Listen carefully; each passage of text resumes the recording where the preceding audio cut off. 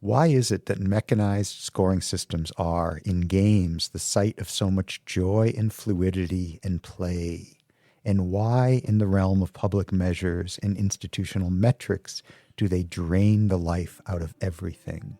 Welcome to the Virtual Jewel Box, podcast of the Tanner Humanities Center.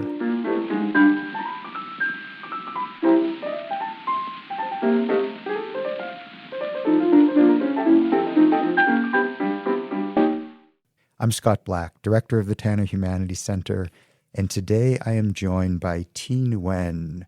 T is a professor of philosophy and games here at the University of Utah.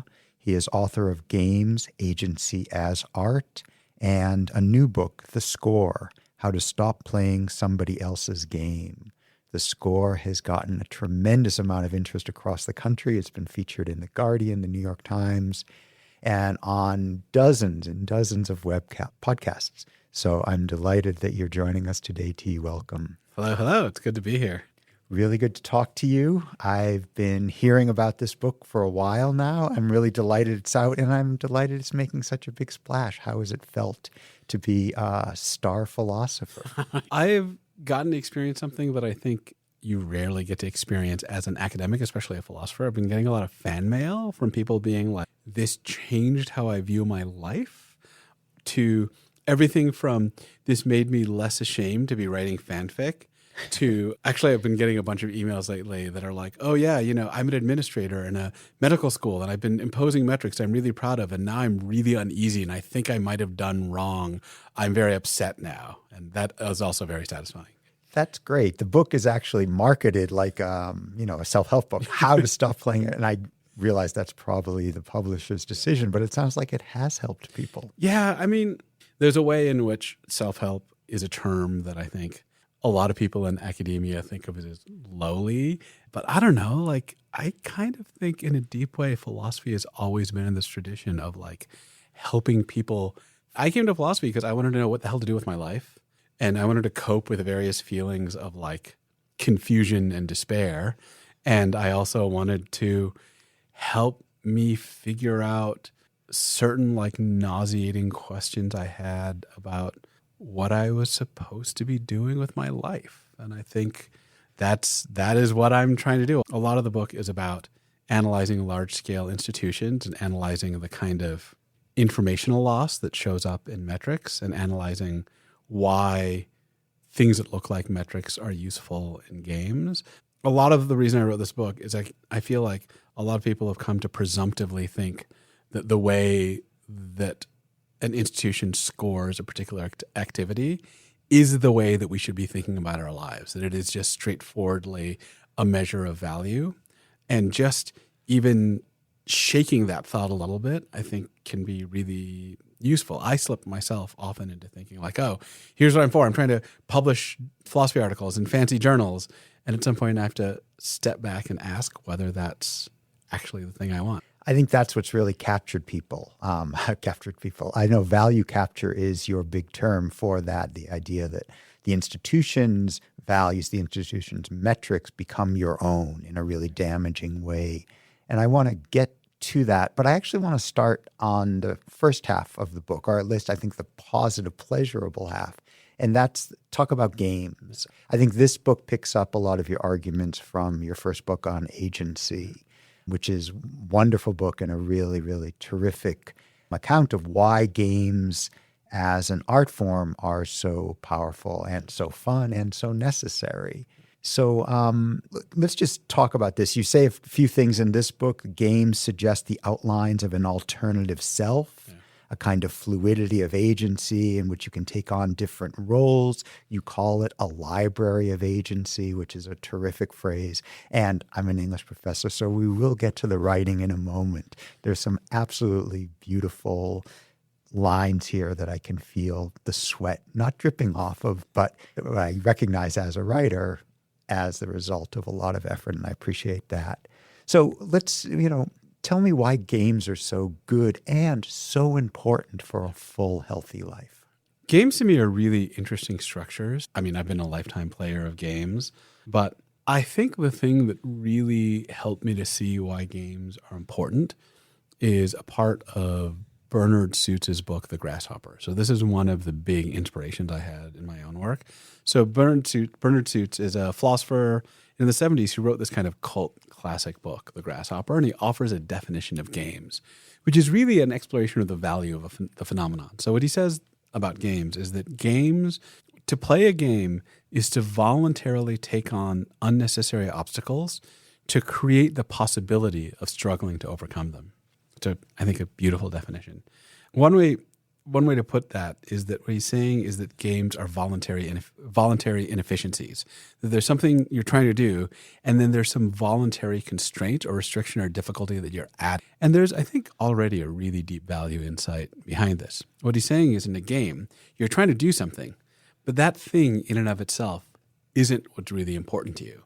Because if it was what you wanted by itself, you'd just take the fastest and most efficient way there. So if I wanted to get a particular point in space in the city, I should just go there by the most direct route using the fastest means, which is either going to be a bicycle or a car. I would not run around the entire city on my legs. But if I'm running a marathon, what it is to run a marathon is to follow this long, circuitous path while under the constraint of only running.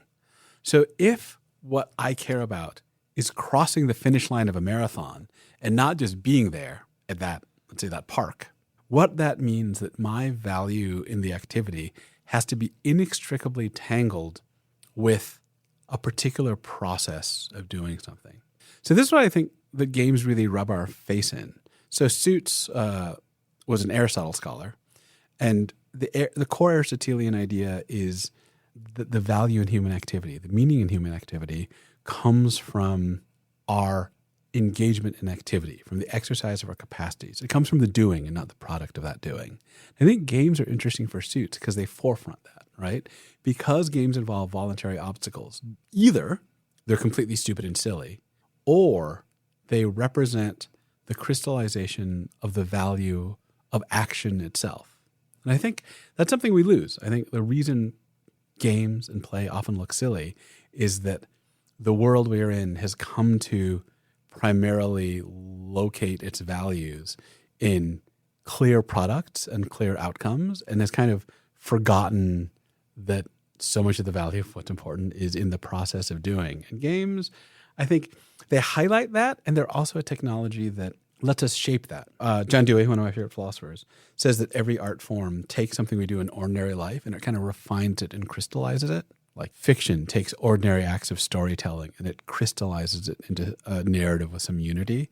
I think what games do is they take ordinary things that we do, stacking things, dodging around things, building things, optimizing, our resources, and then it shapes them using specific rules and goals to create an activity that is extra lovely.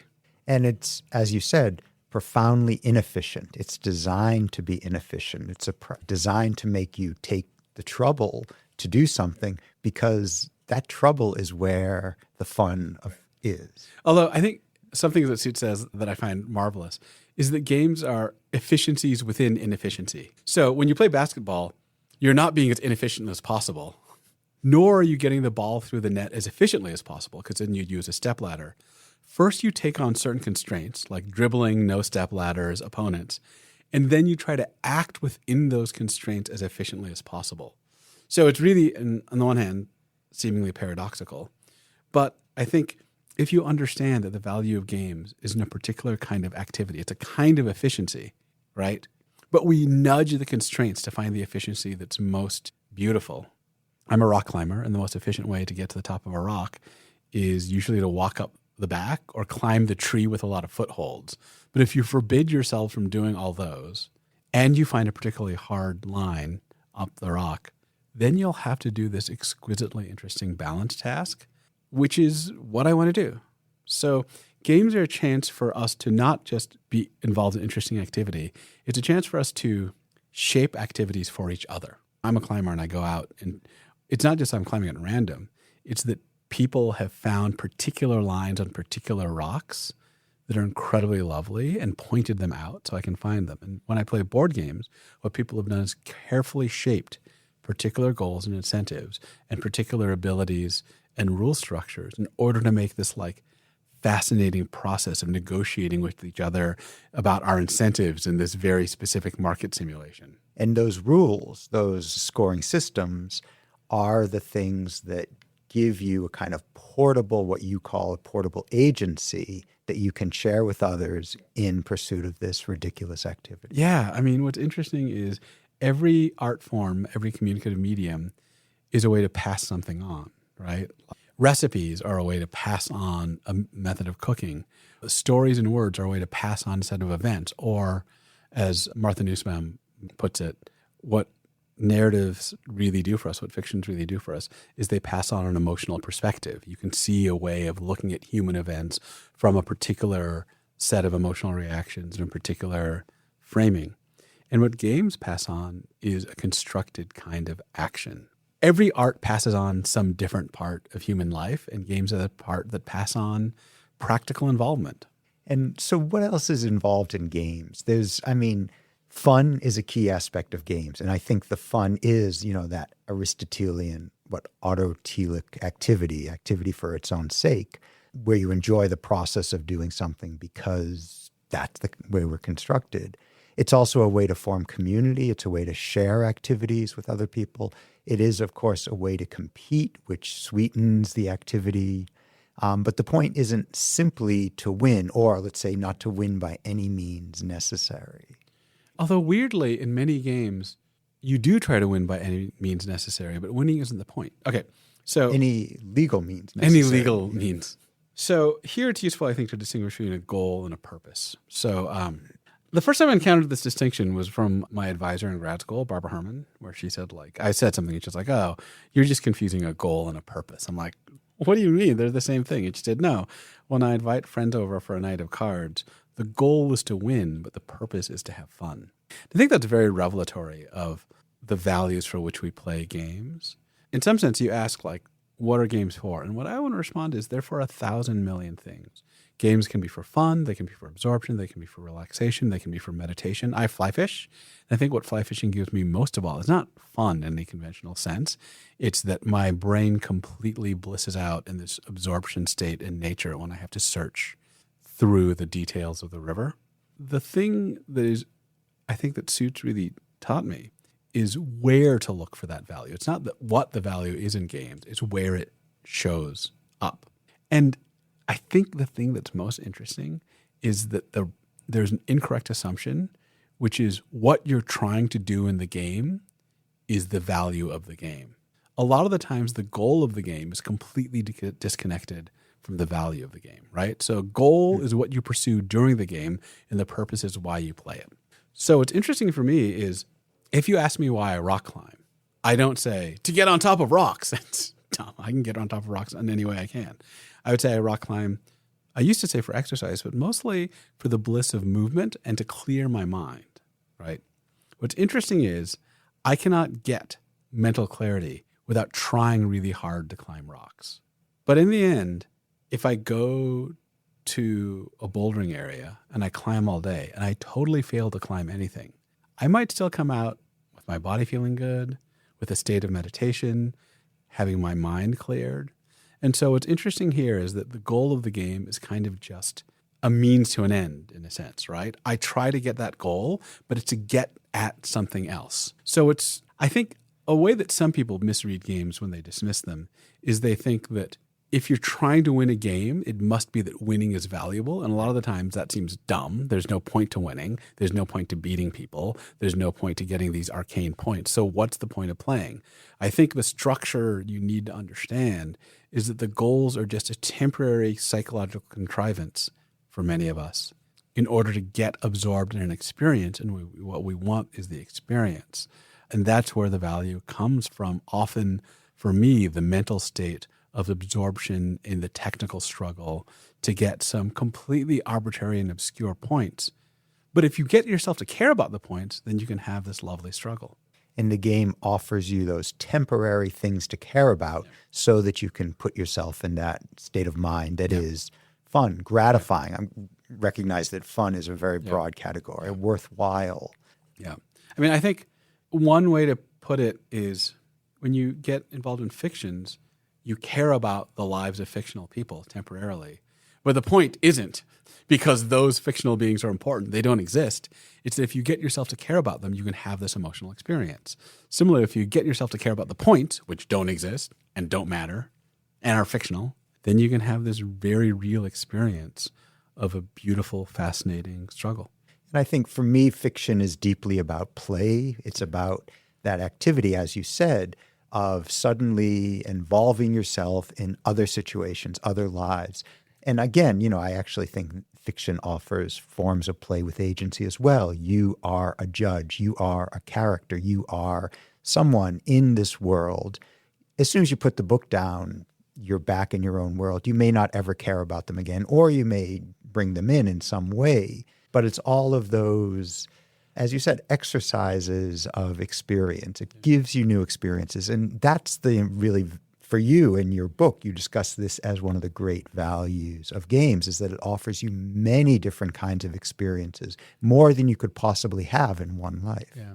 Although I think it's really important also to think about the differences between traditional fictions and games.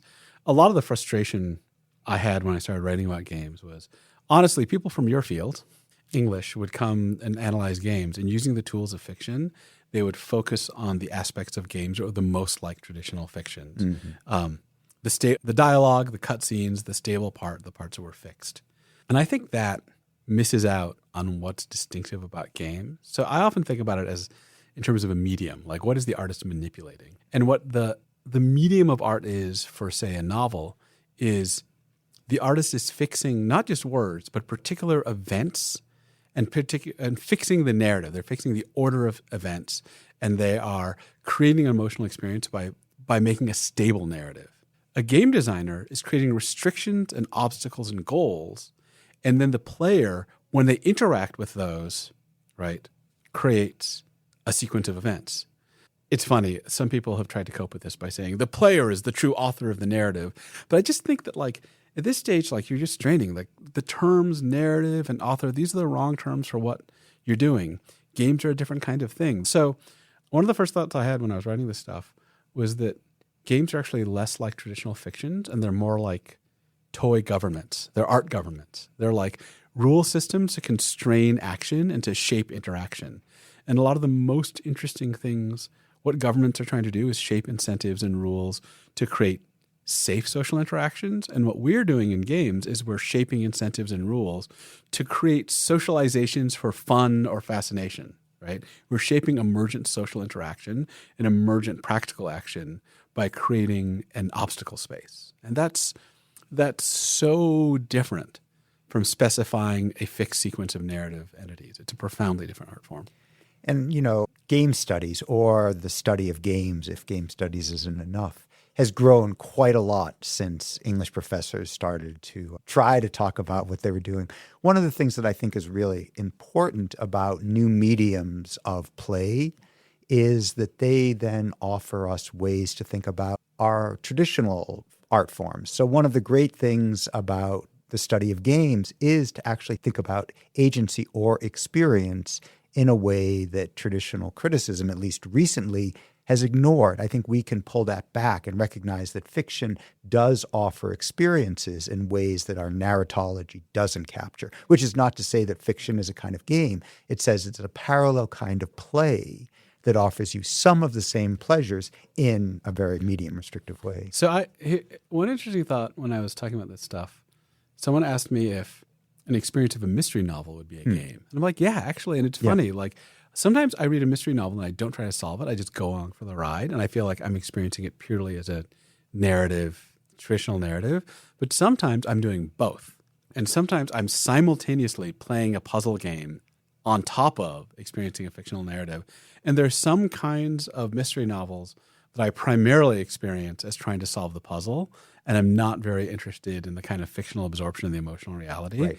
But I think there are definitely cases, there are cases where traditional fictional narratives and game stuff interplay in complex hybridized ways. One form is video games with partially fixed narratives, maybe with branching trees that offer some action possibilities. But old school mystery novels are clearly another. There's a puzzle in there. Yep. People try to solve the puzzle. It satisfies some people. Some people love crossword puzzles and mystery novels, and there's a reason, right? And one thing I'll say in defense of my version of my field is that genre fiction actually can be a version of this. Not that you're solving a mystery, but you know the set of rules and you wait for the author to bring you to a place that seems impossible to solve generically, and then you try to anticipate as a reader or as a critic how they're going to get you out of this mess. One way to put it is I think there's a lot of similarity in the kind of psychological muscles between players and readers. I think the thing that's really profoundly different is actually easier to see on the artist side. A game designer is thinking very differently about the way that narrative will emerge from a novelist. One way that I put it in my first book is there's a philosopher of art, Wollheim, who has this neat view. He thinks one way to think about different artistic mediums is to think about their characteristic recalcitrance, what's hard about them. So what's hard about oil painting is the layering of the oils, the creation of the image through slow moments. That's not what's hard about photography. Photography, a lot like old school photography, what's hard is about being there in the moment, finding and capturing a thing that's happening in front of you. The recalcitrance is totally different. A philosopher of art has an interesting argument that old school film, what the recalcitrance of normal film is in actually managing to get the image at all. But the recalcitrance in digital animated film is actually, there's so much to choose from, it's narrowing down. So the basic negotiation of the medium is really different. I think the recalcitrance of the gaming medium is actually the freedom of the player. The thing that you have to negotiate with the most is the fact that once you create the system, a free player is going to run in and do all kinds of weird stuff you didn't expect, and that they want to make their own choices, but still you need to guide them towards interesting events and actions. So sometimes some games, which especially ones that try too anxiously to look like traditional fictions, the gamer's complaint about them is they feel like they're on a railroad. They feel like their choices don't matter and they're not getting real choices. So the game designer's art is to kind of shape action towards interesting while still leaving the player a room to act for themselves. And I think that's such a fascinatingly different space to move. The other nearest comparison for me to a lot of games is architecture, right? Not as a kind of visual art, but as an art of creating spaces for people to move through and inhabit. That games strike me as very and this is something that a lot of game designers have noticed. One thing that happened very early on in the literature is a lot of academic scholars tried to use the literature of narratology and fiction and film to talk about games, but game designers themselves were borrowing from architecture theory about space design and about scaffolding freedom and about creating interesting social interactions about where you put the blockades and where you put the openings. I think that's very telling. That's fantastic. And I especially like the idea of inhabitation, which of course is one of the things. You're inhabiting a space of a game and you're inhabiting a different form of agency. Yeah, you're inhabiting a different self. It has different goals and different. So yeah, I mean, part of this is I think the game designer doesn't just create a world and obstacles. They create a different self for you and they give you different abilities. So that's how they shape a practical interaction. In some sense, it's really hard. How do you deal with the freedom of the player? But in some sense, their powers are great. They can design both the world and the thing that is the agent that moves through the world. They don't have control over every event like a fiction writer does, but they have in some way finer grained control of the self that interacts, right? A novelist doesn't tell you who you are, but a game designer in an interesting way tells you who you are in the game. They tell you what you're trying to do, and they can set what you're trying to do very narrowly and specifically. And that's an extraordinarily intrusive, interesting art medium that I think a lot of my interest in this was I thought game design was so revolutionary and fascinatingly internal. It shaped our desire state, and that made it incredibly distinctive in the space of arts.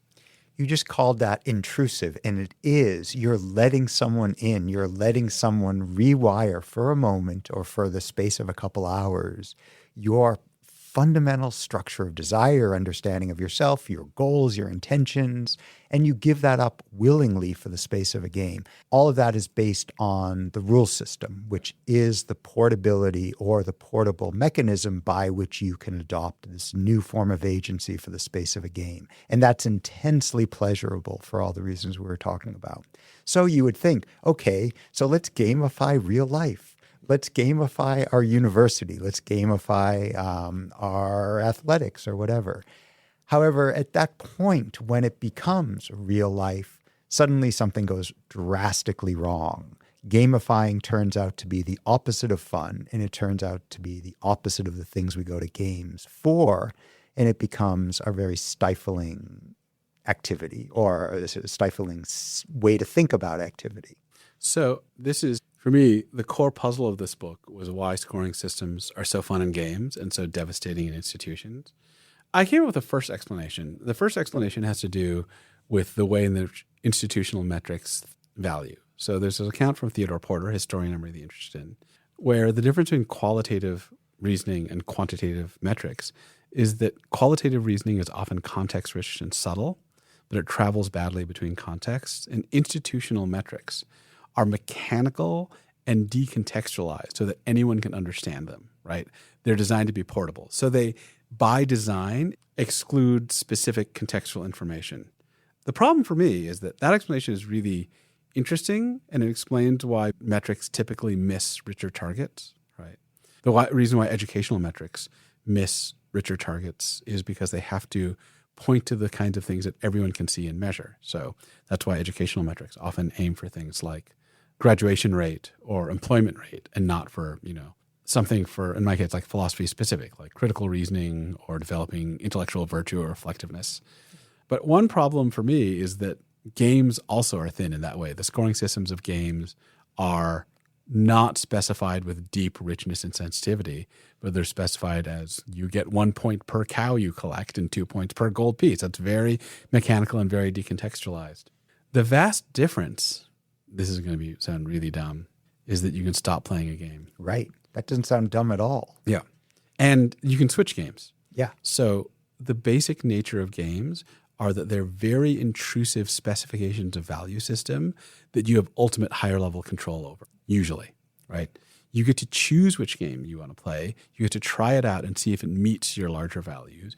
You get to see if it's enjoyable or interesting. And if it's not, you get to shift between them, because in kind of pure play, which is not true of all games, winning in a particular game isn't tied to any particular incentive structure. And you're free, right? If you don't like poker, don't play poker. Go play chess or go play Mario or go play tennis. Institutional metrics are not like this. They are pervasive in an area and typically inescapable. And so one way to put it is that games, although they use clear and simplified scoring systems, they do so in highly limited, highly local, controlled environments with a high ability for us to move between them. And none of those are true of institutional metrics. A student cannot opt out of GPA. And that's true of all play. Play is necessarily temporary. It's necessarily transient. And it's something that it offers you literally an escape from the exigencies, the urgencies of your own life. That was, if you spent your life playing, it would not be a life of play. At the end of The Grasshopper, Suits has this funky argument. He says, imagine utopia where we solved all our practical problems with technology. What would we do with our time? We would play games or be bored out of our minds. So play must be the purpose of life. So I think one answer to your question is that I think the thing that we're calling work is something fixed, where what you're doing is fixed by something external, and play is the thing that's unfixed. So I think the idea of voluntariness is more important than the idea of temporariness for play, because someone could choose and devote themselves to a game that they loved for their whole life. It's fine, but they have to choose it. That's true, but so if you're a professional chess player or a professional baseball player, one thing that's always said about the great baseball players is they're still playing it as if they were kids on the street. Yeah. And most implying that most people don't. They've shifted their values to the professional values of being successful which means losing the pleasure of the play. But you're talking about professional sports. So the thing I'm talking about so I do professional reading, and I'm required to read for my work, and I'm required by my institution to be evaluated on how successfully I do that. That can bleed the pleasure out of it. When I read for fun, it's a different kind of activity, I'm told. But of course, what might make someone a great professor, what might make someone a great philosophy professor, is you still care about the things that philosophy is about rather than the metrics that you're given. Yeah. I think part of the reason I immediately worry about professional sports as a metaphor for play here is that if you think what play is something that is self-motivated and not specified by external constraints, then it is possible in the professional cases for someone to be tied to incentives. But I suspect that what's happened with people like you and me is that we've had the luck, the privilege, and the power to wander through the system of possible incentive systems and find the one that fits us. I could have also been a lawyer, right? And so there's a sense in which right now I'm in an incentive system, but also I had some relative choice over those incentive systems. So some parts of our life, maybe one way to put it, is that work looks more like play the more voluntary it is and the more control you have over it. And the less control you have over it, the less. This is not to say that there's some obvious clear binary distinction between work and play and games and non-games. It's that to say that what's really creating the pressure is the degree to which you have lack of control over the kind of action you have. So if you are in an area where the only way out of poverty is basketball, or the only way to social status is football, it's a game, but you're locked into it by external pressures. The thing that's really interesting about games is not true of every game, but in the ecosystems of play that we have, they support fast movement and easy movement between different modes of play. And maybe that's a model for how in a better world we could build work to look more like play, which is not the same as taking the jobs we already have and slapping gamifications on them and using the technologies to further intrude into people's souls when they have no choice about the matter. I want to pursue the possibility of getting outside of our current work environment. But first, I think we have to sort of talk about the current work environment, which you talk about in terms of value capture. That's the internalization of an institutional, really intrusive value system, internalizing that and making that your chief value. So your goal in life is to make money in the most metric-oriented way, something that can be immediately counted, and you are successful in as much as you've achieved a lot of money because winning in that way is what counts. And of course, that seems like a really thin and narrow way to think about a full human life. Yeah, value capture, the concept I introduced in the book, is the phenomenon where your values are rich and subtle, and then you get put in an institution or in a social setting that presents you with simplified versions, and then the simplified versions take over. You internalize them. So I just want to distinguish between value capture and incentives for the moment. So if I work a job and I care about all other kinds of things, art and family and community, but I need to work a job to get money, and I want money in order to support my other values, that's not value capture. That's a case of incentives. It might be rough already, but that's not value capture. Value capture is the case where I transition to only caring about money, or I transition to only caring about grades or clicks, right? And the big difference in this case, I think, is that if you're not captured but merely incentivized, you have a standpoint from which to stand back and assess the incentives and see how much you want to dive in. I think there's a huge difference between, say, wearing a watch, a Fitbit, and having your steps measured and thinking, I'm going to try this out to see if it makes me healthier, and controlling whether or not you use it in light of some larger value in health. And you can judge, this is helping me. And then later you might judge, this isn't helping anymore. But if you just adopt steps as your goal, then you don't have that reflective standpoint. That's one of the worries I have about things like a lot of this work came from me being frustrated with educational metrics. And it's not that like a metric like how fast are students graduating is useless. It does track something important and of some value. But we can approach it either by thinking that it's a simplified proxy which we might try on and which might help our institution, but which we should be attentive to being over-motivated by it. And you can't do that if you've adopted that as your definition of what's important. One of the things I found out while writing this book that I found most interesting is that Thomas Hobbes, the political philosopher, who most people know as the person that says that morality comes down to political power, also defined political power. He said that the ultimate political power was the power over language, not military might or not strength or not economic power, but the power over language. Because if you managed to define what success and failure meant for people, you could control them from the inside. I think that's one way to think about the problem here, is that value capture is full control over the language of success and failure, of goodness and badness.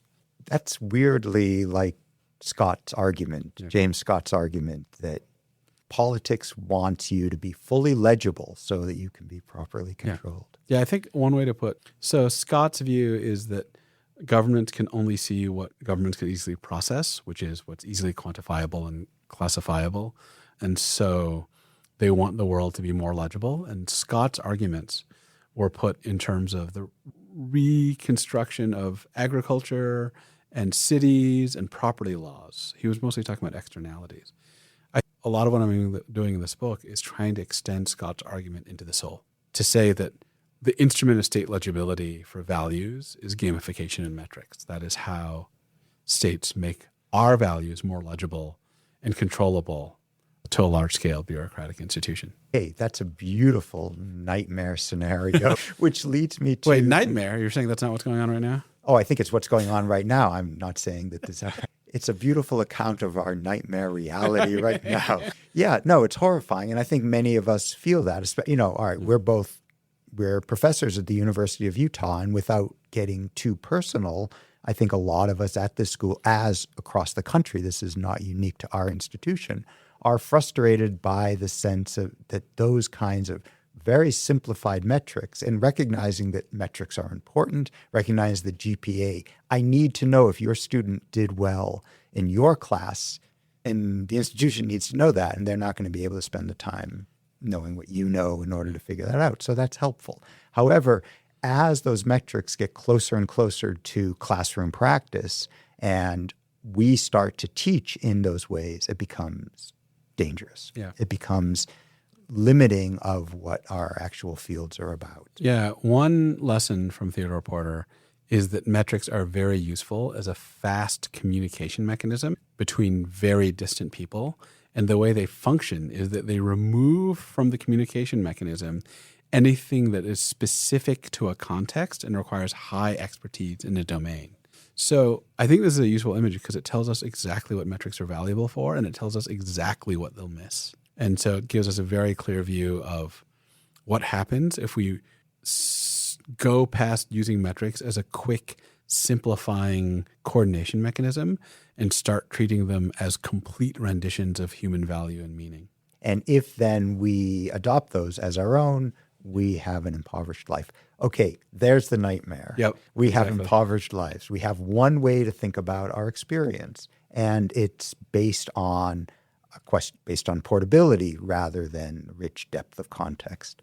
What do? We're here now, as you said. This is not a nightmare scenario. This is where we're heading in lots of different domains in our culture. You have two endings to your book. You have an optimistic one and a pessimistic one. And I will just say up front, your optimistic one isn't very optimistic.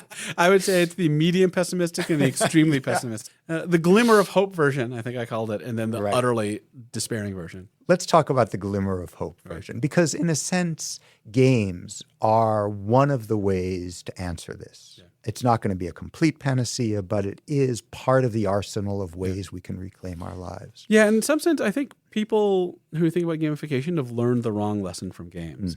What they took from games was the mechanism of scoring and experience points and leveling, which was very motivating. But that's actually deployed in the context of institutions, an authoritarian tool for emotion control. That's not freeing in the way that it was for games. What makes games freeing is high choice over activity level and measurement level. The thing that makes games freeing is the fact that we can pick which scoring system we want for ourselves. If we don't like the ones on offer, we can reformulate them. We can house rule them. So I think the actual lesson to take from games is that there's a deep value to permitting highly local and contextual control over evaluation methods and permitting people and encouraging people to reflect on whether particular evaluation methods that have been produced somewhere else are useful for them. Of course, large-scale states and bureaucracies don't want that. That's actually, that's the thing that actually what captures what I think many of us find beautiful about games. And that depends on the variety and the putting on and taking off of these rules. Yeah, I mean, the question is like, what is your social system scaffolding? Metrics are a system that help large-scale states control what people value. Games are a system that help people try on different ways of life and experiment to find out what new and weird kinds of value they may want. And the core of that is variety, flexibility, and the ability to be mobile between very different systems, the ability to sample between a diversity of value conceptions. And that, I think, is the opposite of how most institutions deploy the weapons of gamification. One of the things I love most about your book is that in talking about the importance of games, the pleasure of games, the way games work, is you write as a very enthusiastic participant and fan. So if at the core of your book is a central question, what kind of person do you want to be? Yeah. Do you want to be a person who's thoughtful, who makes choices, who has the opportunity to be enthusiastic about whatever they happen to be enthusiastic about? Or do you want to be someone who's outsourced their agency, their selfhood to a state system or some kind of large metric-wielding organization?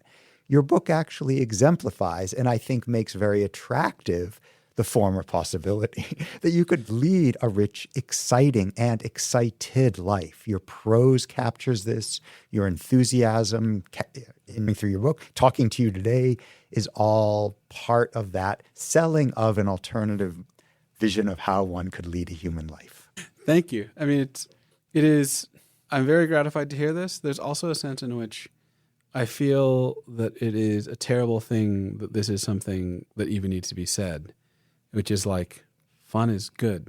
Excitement is good. And one thing that I'm sometimes worried about is our sense of reality has been rewritten to the degree that we only will accept things as real or important if they're measurable in large scales. I was on another podcast with a doctor, and he was saying something like, joy is so important. I mean, we have lots of scientific evidence that joy helps you lower your blood pressure. And I was like, hold on a sec. Why do you need to justify joy in terms of isn't the point of a long life to have joy in it, not that joy is an instrumental quality because it'll help you have a long life, right? So I'm very pleased about this, but I'm also kind of sad that we need to be locked in a war where I need to write a book where people are like, oh my God, it's so exciting that you've made fun sound appealing.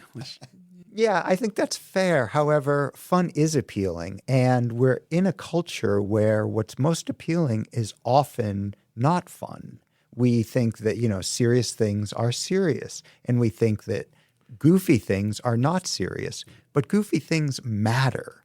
They're not serious, and they matter because they're not serious. And that's something that needs to be said all the time, especially in our hyper-capitalist Protestant world. Yeah, I think one way to put it is my worry is that our sense of reality has been captured by a sense in which countable outcomes are easy to justify and peculiar, profound pleasures, joys, and fascinations are hard to quantify.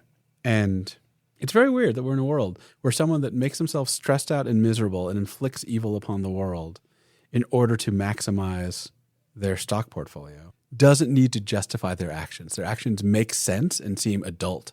But another person who takes profound joy in building a community of, something like fan fiction writers, they're the silly ones. And the fact that it makes them happy and it makes other people happy and they get to be creative in an environment with other creative people, that's the thing that we see as needing some kind of radical justification. That's insane. I completely agree it's insane, but it's also, we are both in a privileged position to be able to make that argument in our own terms. That's what the humanities are. That's why we're doing this podcast. T, it's been really, really great. And now that you told me about your doctor interlocutor, I can leave you with Spock. Live long and prosper, which is in the correct order. Thank you. It's been a pleasure talking to you. Thanks.